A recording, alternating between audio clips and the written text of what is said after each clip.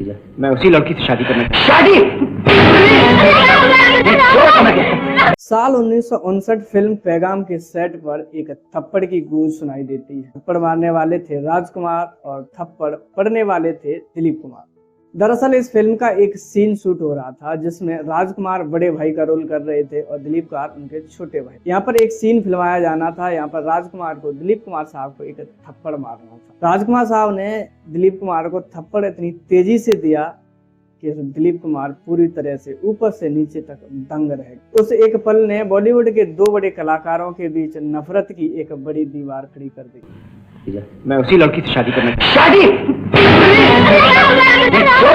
एक ऐसी दीवार जिसे लांघने के लिए बॉलीवुड में 32 सालों तक कोई भी डायरेक्टर पैदा नहीं हुआ। और फिर एंट्री होती है शोमैन सुभाष घई की। जब हर किसी को लगने लगा था कि राजकुमार और दिलीप कुमार जीवन पर्यंत अब एक साथ कभी भी एक फिल्म में काम नहीं करेंगे, सुभाष घई ने एक ऐसी हिम्मत दिखाई, एक ऐसी चाल चली कि दोनों ही कट्टर दुश्मनों को, जो कि 32 सालों से एक साथ फिल्मों में नहीं आ रहे थे, उन्हें एक साथ एक ही सेट पर लाकर खड़ा कर देते हैं और फिल्म बनाते हैं सौदागर। दोस्तों, आज की वीडियो में हम फिल्म सौदागर के बनने और इसकी कास्टिंग करने की कहानी क्या थी उसके बारे में बात करेंगे, जिसके बारे में शायद आप लोगों को बहुत कम ही मालूम हो। दोस्तों, फिल्म सौदागर की कहानी दो जिगरी दोस्तों की है जिनकी दोस्ती की मिसालें दी जाती हैं, लेकिन विलेन चुन्नीलाल की एक चाल ने दोनों के बीच में दुश्मनी की एक ऐसी चाल चली, लेकिन दोनों बूढ़े तक हो जाते हैं, लेकिन वो दुश्मनी कभी भी खत्म नहीं होती। बाद में जाकर दोनों के पोते और पोतियों को आपस में प्यार हो जाता है। लेकिन अब सवाल यहाँ पर यह था कि क्या ये नई पीढ़ियों के बच्चे आपस में प्यार तो कर रहे हैं, लेकिन अपने दोनों दादाओं को भी मिलवा पाएंगे या नहीं। फिल्म का क्लाइमैक्स आज भी लोगों की आंखें नम कर देता है, जहाँ ये दोनों शहंशाह एक दूसरे की बाहों में अपनी अंतिम सांस लेते हैं।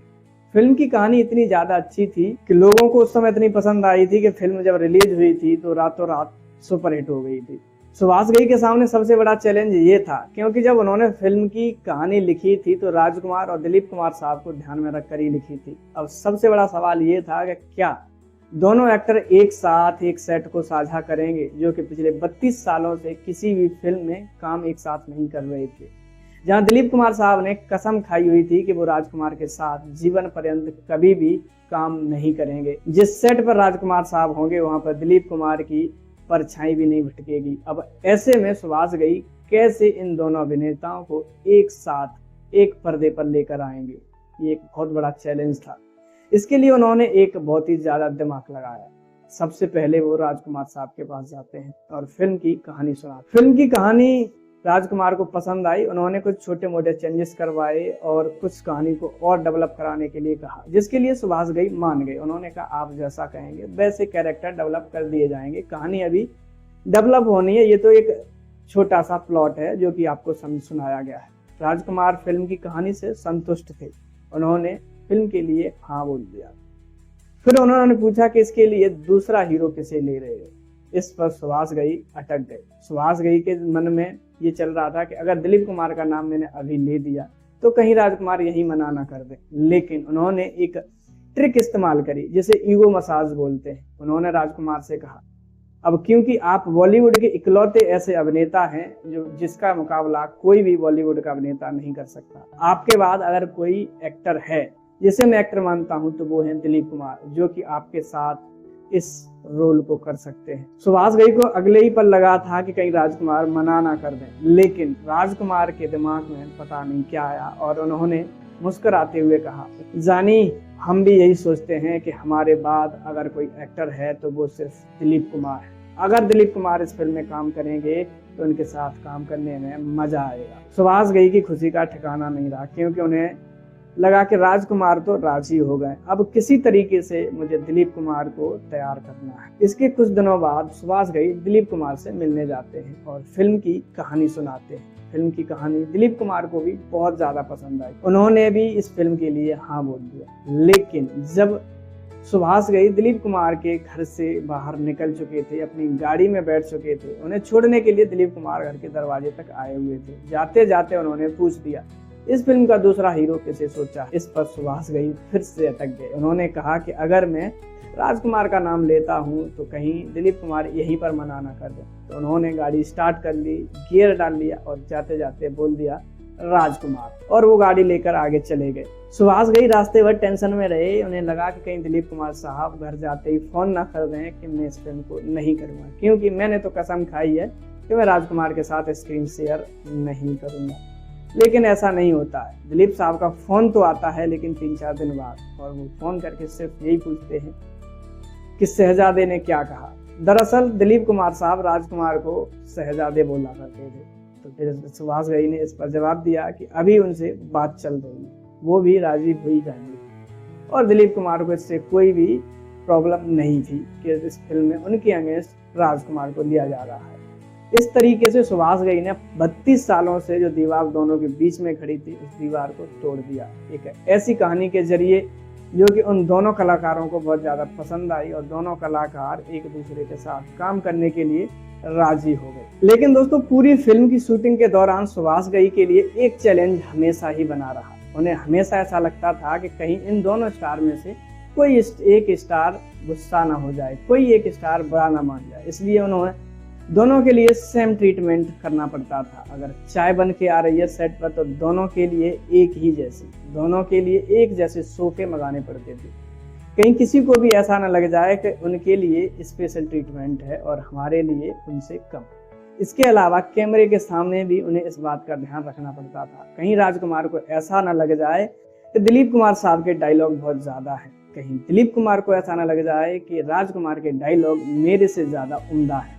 इसलिए दोनों को स्क्रीन प्रेजेंस बराबर दिया गया था, और दोनों का स्क्रीन टाइम बिल्कुल बराबर देने की कोशिश की गई। इन दोनों के अलावा फिल्म में 2 डेब्यूटेंट भी थे। मनीषा कोइराला ने भी इसी फिल्म के जरिए अपनी फिल्मी कैरियर का सफर शुरू किया। उनके अलावा मनीषा कोइराला के अलावा विवेक मुशरान का भी इसी फिल्म से डेब्यू हुआ था। फिल्म सौदागर में राजकुमार और दिलीप कुमार का तो जलवा कायम रहा ही था। इनके अलावा फिल्म में अमरीश पुरी ने चुन्नी लाल का किरदार करके फिल्म को एक अलग ही लेवल पर पहुंचा दिया था। उन्होंने भी फिल्म में विलेन के रोल के द्वारा अपना जलवा बिखेर दिया था, फिल्म को एक अलग ही ऊंचाई पर पहुंचा दिया था। लक्ष्मीकांत प्यारेलाल का म्यूजिक फिल्म की जान था। इमली का बूटा जैसे गाने बूढ़ों से लेकर बच्चों की जुबान पर उस समय चढ़ गया था। इस गाने ने फिल्म को म्यूजिकल हिट बना दिया।